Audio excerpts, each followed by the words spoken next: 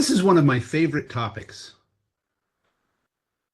It's a bit of a soft topic in that there is a lot of ambiguity and a lot of diversity in what it takes to build a team, to communicate well, to establish a company culture, whatever that is.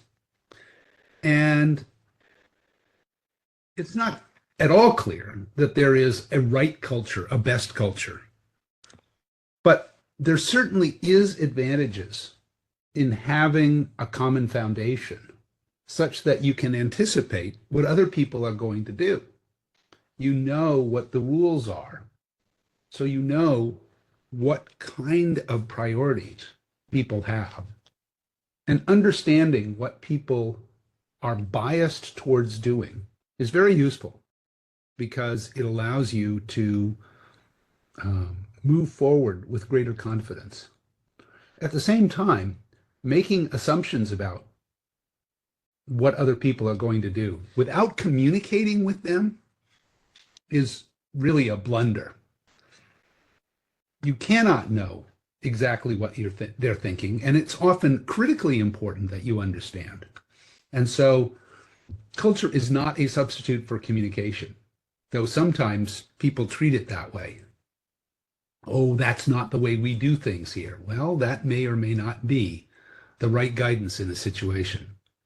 So we're going to talk about that whole set of things today. And, at the heart of it, there is kind of this idea that you're in a big project together. It's fairly high risk in the sense that you're really making a set of bets with your career, with your money, with your earning power, maybe a little bit with your reputation, that you're going to do something worthwhile over the next 2 years, 3 years, 5 years, 10 years. And you really would like to know that it's a pretty good bet. But the rewards, not just in terms of financial rewards, but in the rewards in terms of building something meaningful, of creating something that has a little bit of your signature on it, is so satisfying and so important to the progress in technology and even in society that it's very often worth doing. So let's start by talking a bit about people, about what are the key ingredients to a team. We can start by talking a little bit about the formal roles. That is, what are the general expectations about what somebody in this title or that title will do. So there's the CEO, and almost every company has a CTO, occasionally co-CEOs, which are a negotiated balance, typically between two people, over who's going to do what. But even in co-CEO positions, there often emerges a sense that one person is the ultimate decision maker for the really important existential questions of the company. So in an abstract sense, and sometimes in a very practical sense, they're responsible for everything. That is, if anything goes wrong in the company, the CEO needs to be able to stand up and say, yeah, I own that. They end up making a lot of promises. I promise the customer that we will do everything in our power to make sure this product works as expected and is delivered on time. I promise to employees that I will provide interesting challenges and an opportunity for returns on your investment of time. I make investments, or I make promises to investors. I promise to put all the resources to work in the interest of creating a financial return for you, and so on. And that means that they have their core attention focused on business and strategy. What are we going to do? How are we going to make this financially viable first and financially successful second? And because they are often so intimately tied into strategy, they are often also the chief storyteller. And being the storyteller and being the promiser are closely related. There is often also a CTO, the early inventor, explainer, technical visionary, often chief architect or chief engineer. They typically need to be pretty well in touch with what the state of the art is in the industry. They know what people are pushing on. They have a good sense of who's making progress and who's not.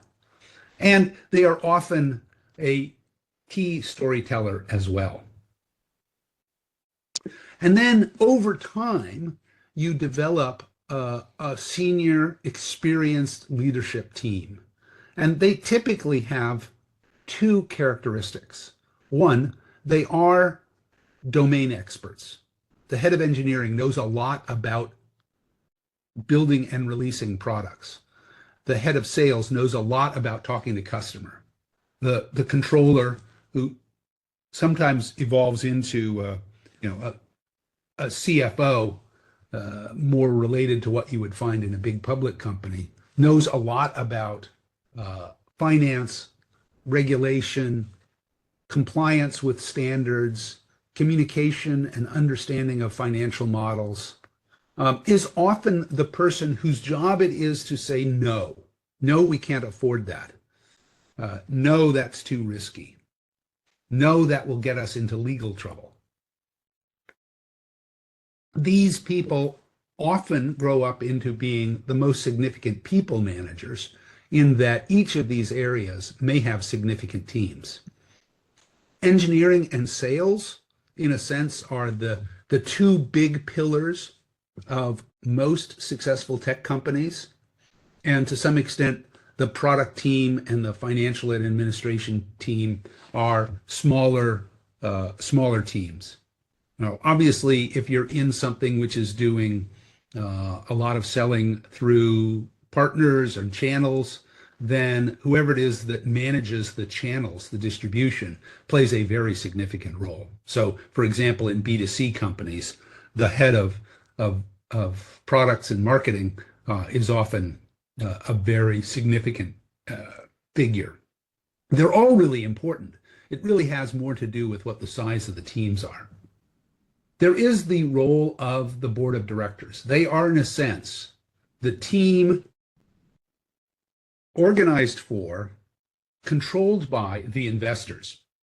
They will advise on 1,000 small things. And as we talked about earlier, in the pitfalls and crises, they really have material responsibility on exactly one thing: to hire and fire the CEO, to make sure that they are delegating the financial responsibility to somebody that they believe in and who is performing. But a board of directors, particularly when it has people who are well connected in the industry, formal venture capitalists, really well-known angels, can be a tremendous source of introductions, ideas, perspectives. But you got to remember that they're also on the boards of, a dozen or more other companies. They're talking to hundreds of other companies, and they sometimes lose track a little bit about exactly what you're doing. I remember in the Tensilica board, we had times when it was pretty clear that one of the board members, who was extremely smart, extremely well connected, extremely well respected, often did need to be reminded of exactly what our strategy was in successive board meetings, because he lost the thread. What we thought of as obvious were minor details to him. And so some gentle reminders of what we were trying to do was part of it. Many companies, especially early on, develop a technical advisory board. And it's certainly a nice to have. It's, in my experience, something that has most of its value in the first couple of years of the company, when the company is so small and so little known that they want to add credibility to the technical chops of the organization. And by having 2 or 3 or 4 technical advisors who have bigger resumes, more experience technically than anybody on the team, can help a great deal. But they are generally even less connected to what you are doing technically than even the board of directors is on the strategy front. And so they need a good bit of training about what you're really trying to do. And they can give a lot of technical perspective, but as you get deeper and deeper into your specialization, they may be less and less useful over time.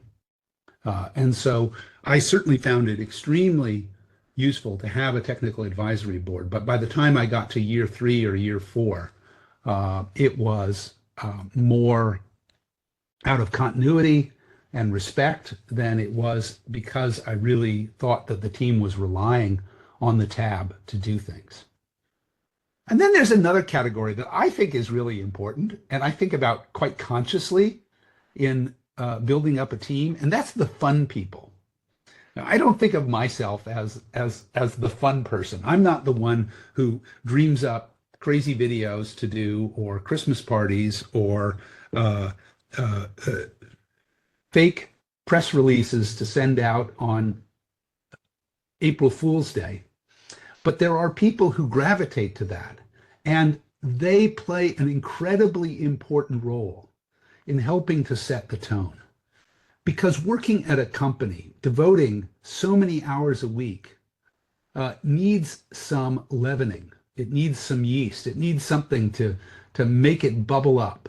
And the fun people play an important role. And I'm not talking about, the person who is the one who, organizes the Christmas party, but the person whose natural instinct is to find the fun in whatever is happening.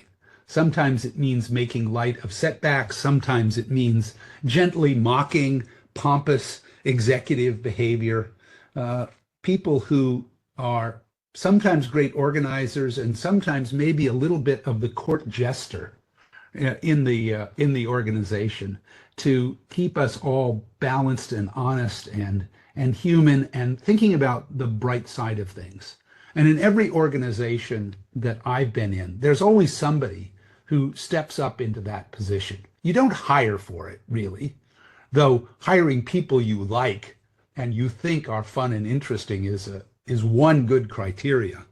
But they emerge, and I think it's important to nurture that aspect.